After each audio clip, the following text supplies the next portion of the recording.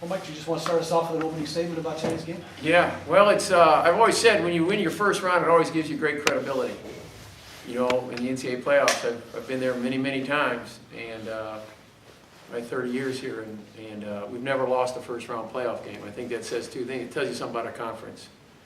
You know, when you don't lose a first round game, it gives you great credibility that you should be there. You know, once you get down to 16, I mean, it's a war. And so I told our kids, I said it's really important that we win this first round for sure. And obviously, it's a step in the right direction, you know, for the playoffs. But Benedictine is a good football team. I've known John Cooper for a long time. I've known John for 30 years now. We've worked camps together. He's a good man. He does things right. His kids play hard. They could have quit a lot of times out there. They didn't quit. They kept competing. And they play hard. He played hard when he was at Aurora. They play hard now. And he's a good coach. And his kids are class kids. He does things right. And I just want to commend him. You guys seem to be clicking in just about every aspect. If you had to nitpick, where would it be? Well, I mean, you hate to see 2 extra points blocked, and our long snapper's not getting the ball back well enough right now. You know, and that bothers you a little bit. You know, we fumble the ball twice. You know, takes yourself out of drive. That's not a good thing. You're not going to beat good football teams turn the ball over. But you know, the one thing that happens is when you can run the football, and someone else can't run it on you, chance that you win the football game. You know, when you're winning that war. And I think we rushed for 300 yards. I think they rushed for 50.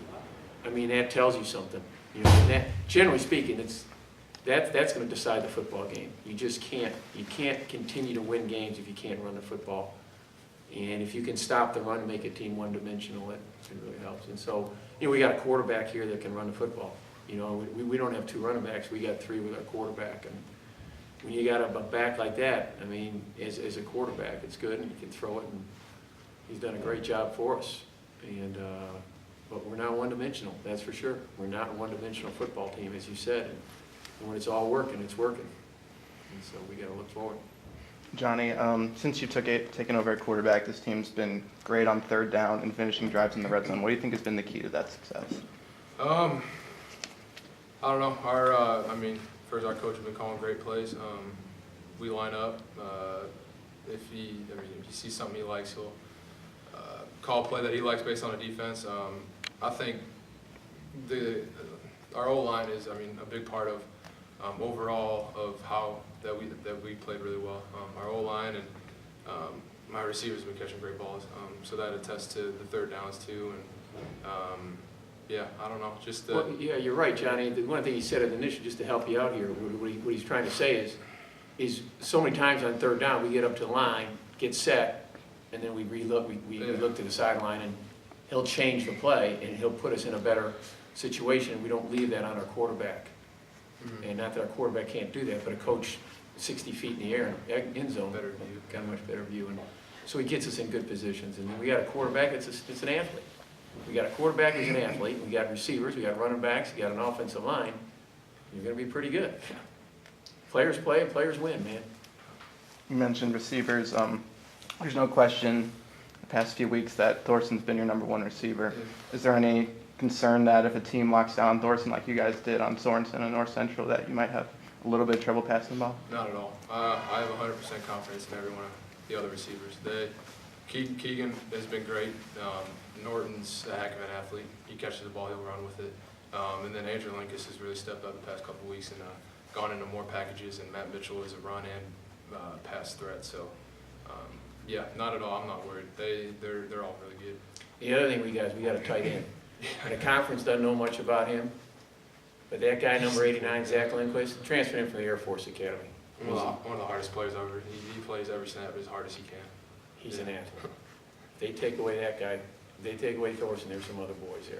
Trust me, plenty. On the roughing the passer, looked like you got up a little gingerly. Is there anything to that, or? No, I just got hit hard. I'm fine. Yeah, it's always a little scary. Your quarterback gets hit as much as ours does. He takes a lot. He gets hit as much as a running back. Good trainers. Any injuries to be concerned about going forward? No, not right now. No, we got some guys banged up, but I didn't see any that would probably keep them out of next week's game at this point. How much do you know about next week's game? Well, I know they're good. I know John Carroll's good, but so are we. I mean, I told our players on the field that you know, they got good players, they got real good players, but, you know, we got real good players too. You know, they got good coaches and we got good coaches. And so, you know, it's, you know, in games like that, I told our players, it's the teams that don't beat themselves. You know, you got to beat somebody, just don't beat yourself. You're going to get beat, let an athlete beat you, but don't beat yourself. And it's going to come down to that. John Carroll, quarterback, threw for 5 touchdowns today. You just played a team that threw the ball about 80% of the time. Do you think that sets you up well for playing another team that passes the ball well? Well, I mean, it's hard to say.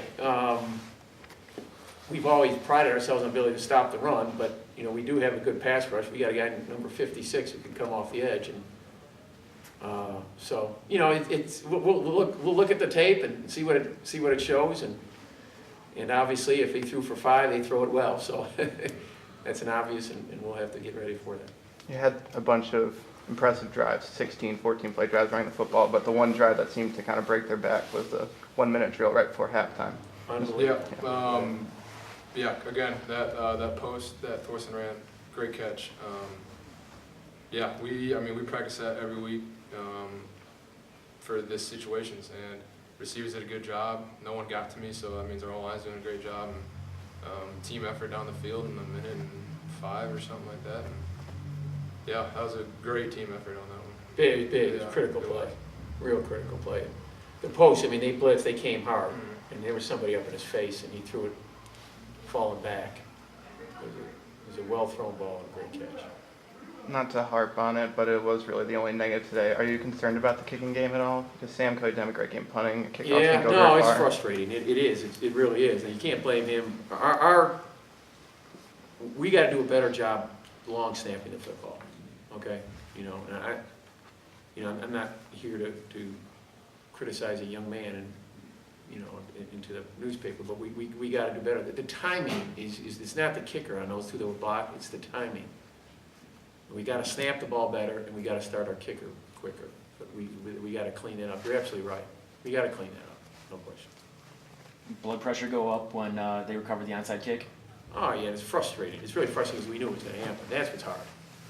When you sat there and say, okay, this is what they're going to do. Okay, so we bump everybody up, we squeeze them in, we bring our ends up, and they do it, and then we don't secure the ball when it's in our hands. But it did. It raised the blood pressure a little bit. Any other questions? All right. Very Thanks, good. guys. Yeah, you bet.